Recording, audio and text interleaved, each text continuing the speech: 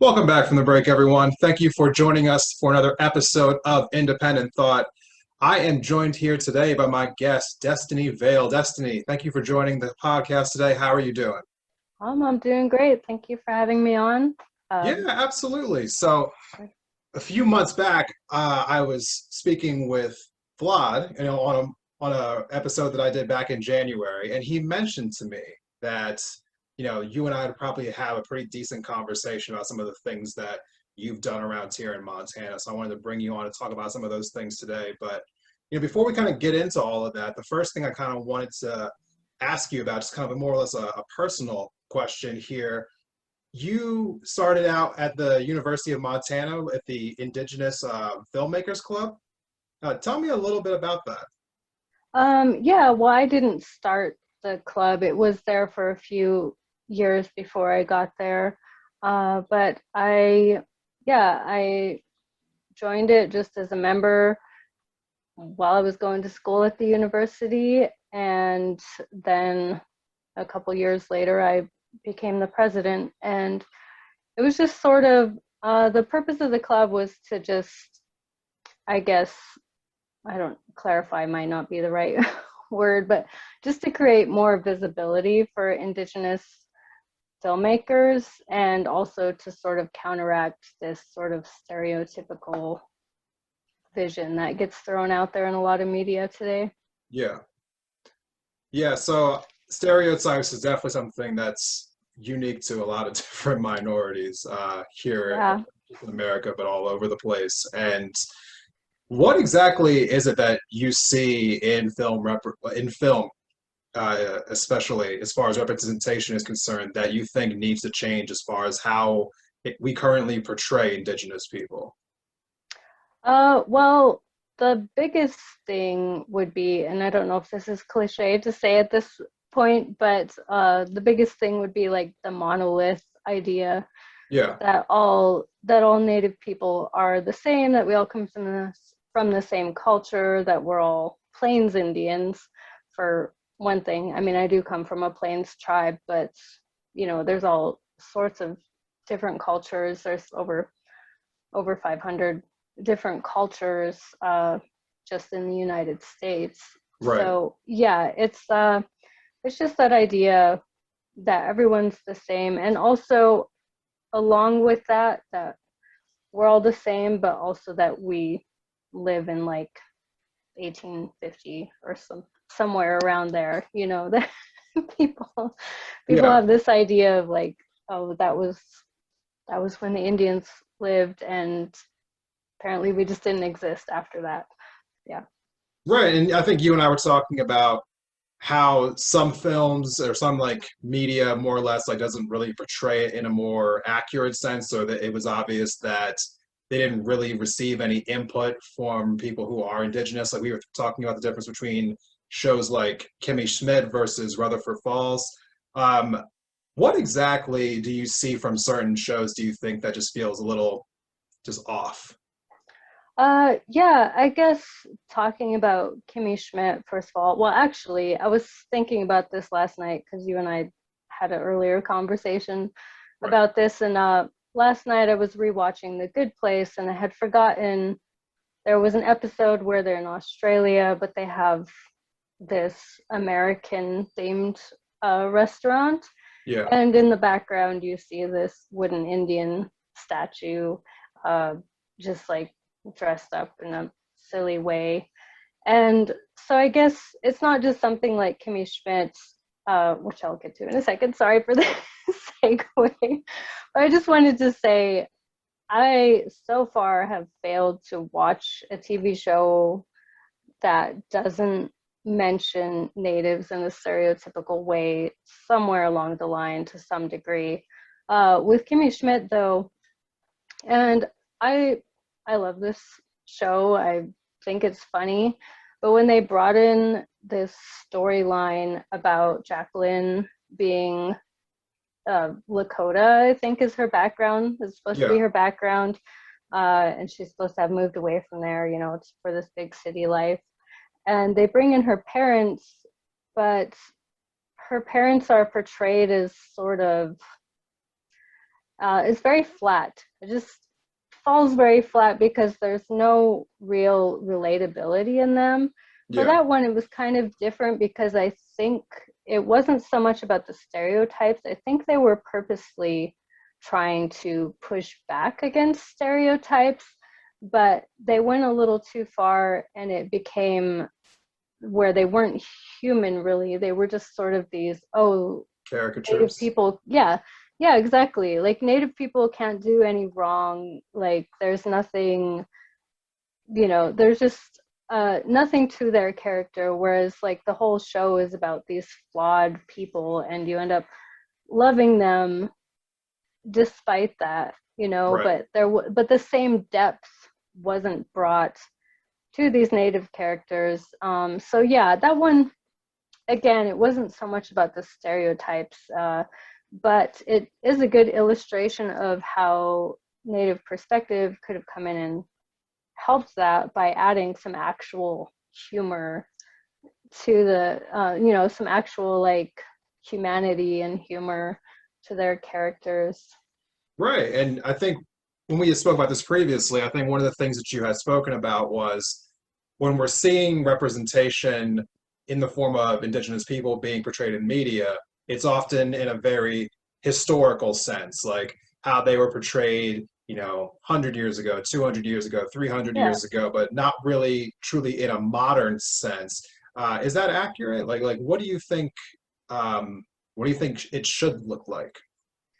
Well, I think, and we did, you did bring up Rutherford Falls, which, to be honest, haven't been haven't been good about watching that because I haven't watched it yet. But what I would say is, even from the trailers, you can tell that there were, and I guess the news about it as well. But you can tell that there were actual Indigenous people informing the writing of this because the jokes are not they're not at like the expense of the Indigenous characters. They're more from the perspective. So oh gosh, yeah, I mean it's just like the characters are modern. The I'm so sorry. I feel like I just um yeah, the characters are modern and the jokes are things that it's sort of like, native people might joke to themselves about this, but Right. like the rest of the world can take it or leave it. Like it doesn't really matter. It's coming from that perspective. Uh, Whereas most TV shows where this comes up, uh, honestly, again, Kimmy Schmidt, at least I don't know if I want to give them too much credit for this, but they at least tried to think about the stereotypes maybe, whereas most TV shows, they don't think about the stereotypes or the modern people. It's just somebody in a headdress or like somebody making a noise, that they think is like an Indian, or like people dancing around a fire in this sort of, just the stereotypical way that you see. Right. Or it's just in the background, like that wooden Indian was in The Good Place. I've seen things like that. Like if there's a Halloween party in a TV show, there's always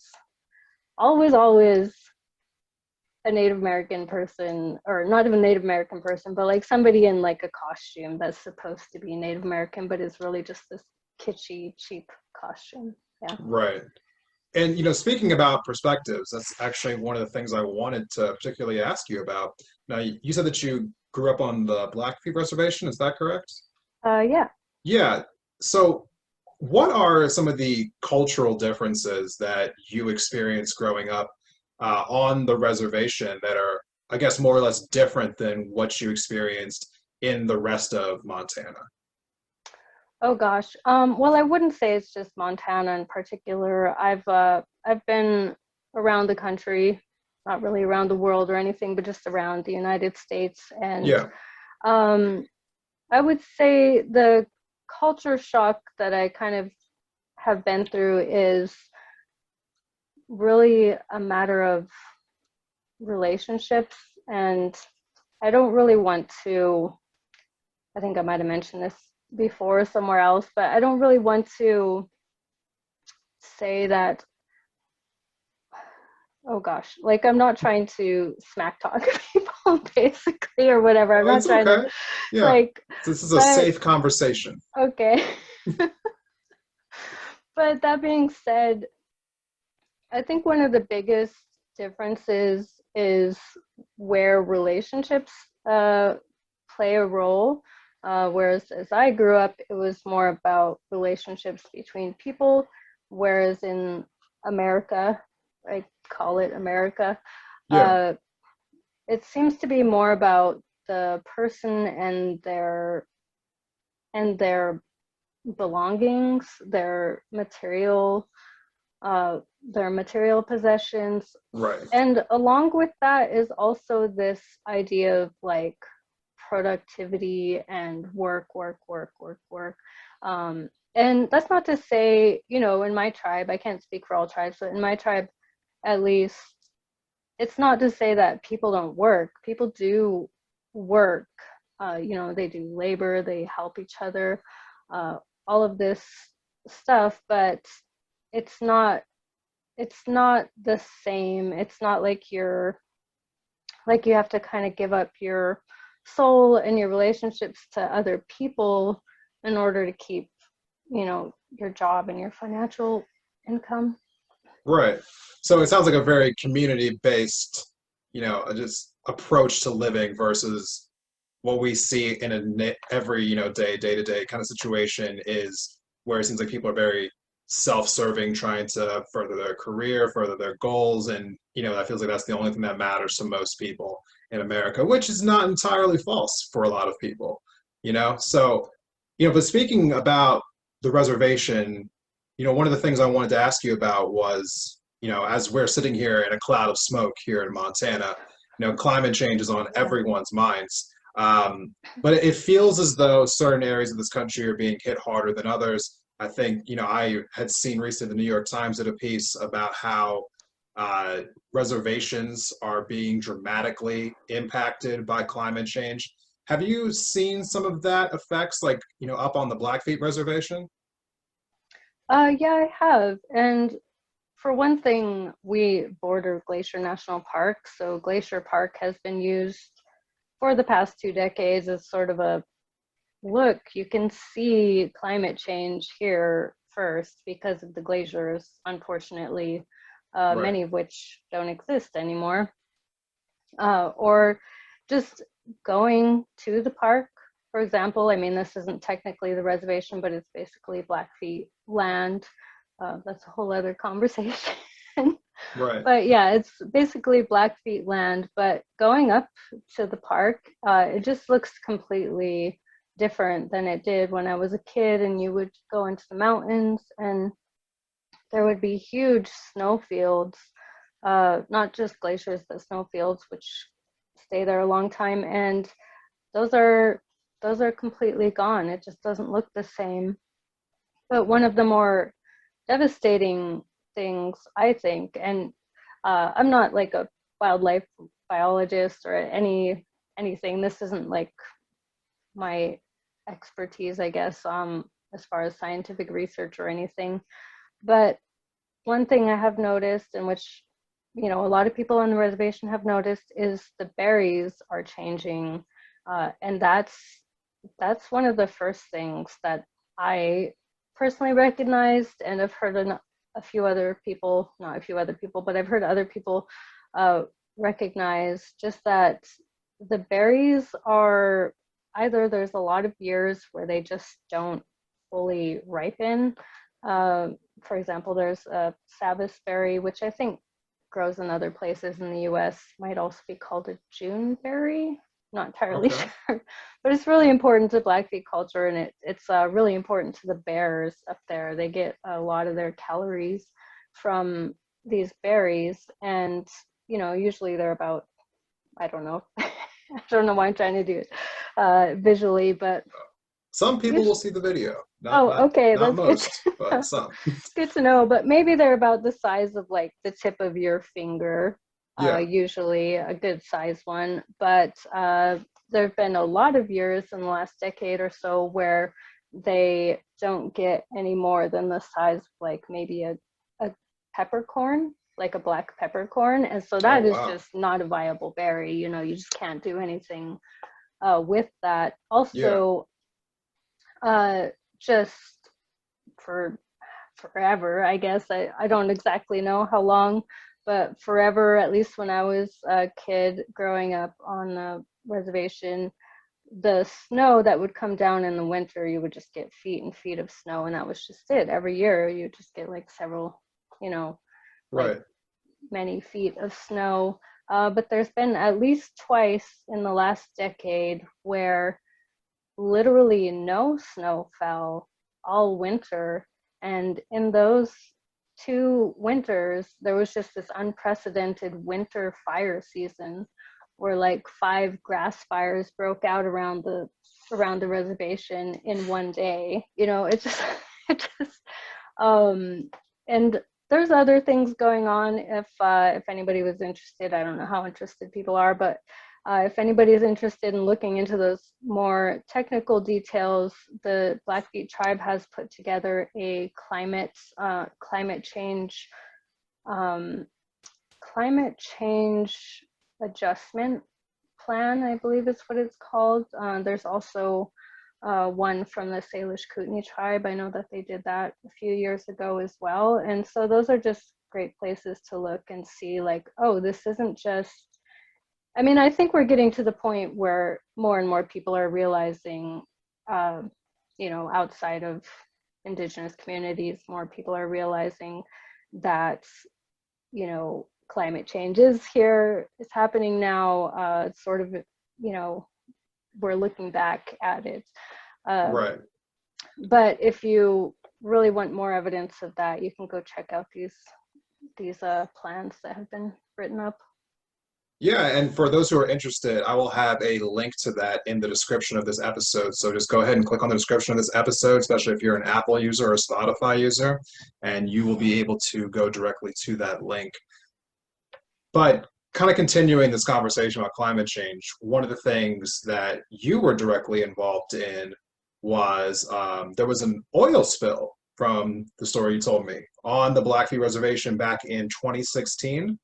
And you told me that the company that was involved actually had to plead guilty because of a video that you took. Oh yeah, Tell me actually, about this story. well, yeah. Well, the oil spill was actually quite a while ago now. Well, this particular oil spill, there have, of course, been several since then that haven't gotten, unfortunately, quite as much publicity. The original one was back in 2011. Yeah, Well, when I say original, obviously there's oil spills if you have oil drilling.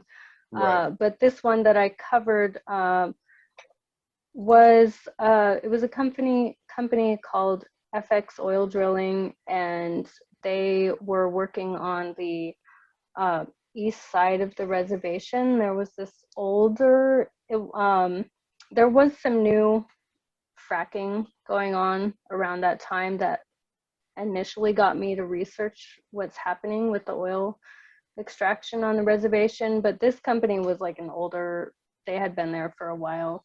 And so what happened is apparently, and it gets a little lost what exactly happened, but apparently there was somebody kayaking or something along the river and they noticed the oil in the water. And so they called uh, the tribe, and the company, what happened is about a week before that, the company had gone out, they had somehow were just doing maintenance or had known there was a leak through monitors, and went out and checked this spot and dug it out. You could see where they had dug out like about this 10-foot deep hole, and you could see that it was there, but then they left there, and then they just didn't stop the leak. They didn't do anything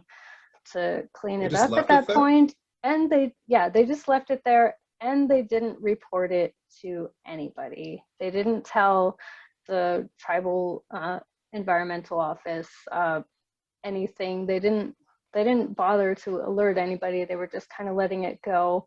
So their excuse was that they had left and then it was like raining and so they couldn't get back out there, which I mean, I mean, personally, I'm like, no, that, it was literally on the edge of the road. It's like it was a dirt road, but it's like Yeah. you could get there. But even if they couldn't get out there because of the rain, they could have told somebody, hey, this is a big problem. This is happening. It's leaking out there. We're going to need to be prepared when we get out there. But no, Right. they didn't do that. They just let it go until this person in the river, about a mile and a half away from the original leak, is Right. where the river was. So they alerted the tribal environmental office, and then the cleanup kind of started happening. But eventually, it took a while. My friend and I did put up a video explaining this whole situation. I don't know if you've seen it or anything, but it's kind of old now. It's really low resolution for what we have these days. But whatever, it's out there. But what happened is the environmental office saw it, and I think they showed it to the FBI, maybe. I'm not sure exactly how, but I just got a call one day from FBI officer asking to do an interview, and I did. And then from there, it took a little while. It was probably even a couple of years before they went to court and finally got a guilty plea out of the oil company. But I still think of that as like a really proud moment, because even though I wasn't directly involved with the trial, it just kind of sparked the trial. Right. Even though I wasn't directly involved, I still feel kind of proud, because working with these people and just learning about oil companies in general, they don't plead guilty ever. And so to get Yeah. that out of them was a pretty big deal.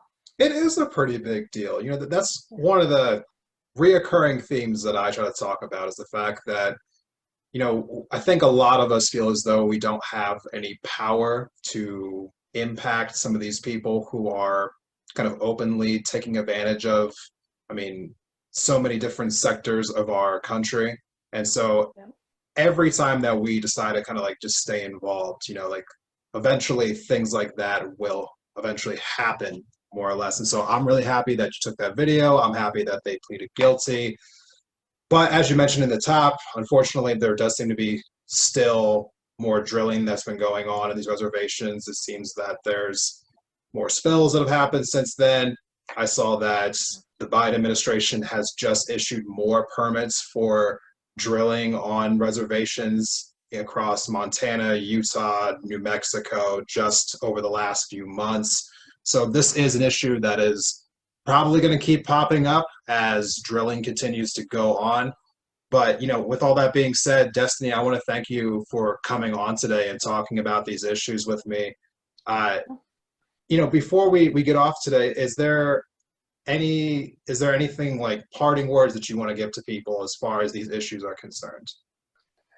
I guess well, parting words is such a such a lot of pressure there, but I think what I would like to say, just like you did, is that you don't have to take huge steps. You can just do something in your everyday life. You can look into I mean, for me, I'm really concerned with like climate change stuff, but if you're also interested in like countering the stereotypes that you might have about people and cultures around you, you can look into, for example, pretty easily, like who, if you're in the United States or in North America, I guess, you might be able to just say like, whose land are you on, where are you living, and kind of learn about the culture that was there. And yeah, I would say just kind of keep an open mind and don't